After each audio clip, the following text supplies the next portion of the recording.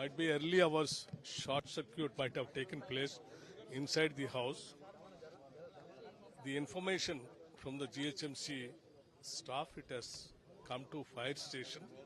That is the fire station around 6:16 hours, 6:16 a.m. The moment they received the call around 6:16, 6:17 they started, reached to the site by 6:20 a.m. Along with the other staff and all equipment, including the robots. They tried their level best. By the time they reached, the building was fully full of, fire and all that.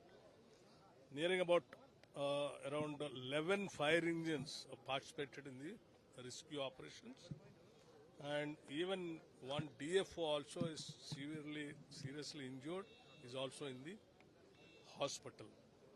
Almost all the departments like revenue, municipality, the local police city commissioner, Hydra, and health department, revenue department, everybody is involved in this entire operations.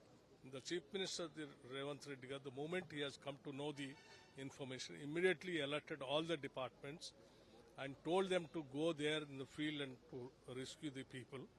And our Hyderabad in charge minister, Sri Ponnam Prabhakar, the moment the information has reached to him, he has been there on the spot and he is taking all the care towards the victims and the family members, whatever the best assistance that the government can extend, he has been doing that. And though I am away from Hyderabad, the Honorable Chief Minister gave me the information to reach the spot from Khammam. Immediately I rushed from there, and he has been monitoring continuously, and he has also, in consultation with all the cabinet colleagues, asked me to particularly to announce the ex-gratia of 5 lakh rupees to each and every family members of the, the deceased family members. Any assistance on treatment for the injured, And of course, the whole, the assistance, the treatment, whatever it is required, the government will take care of it. Sir, still how many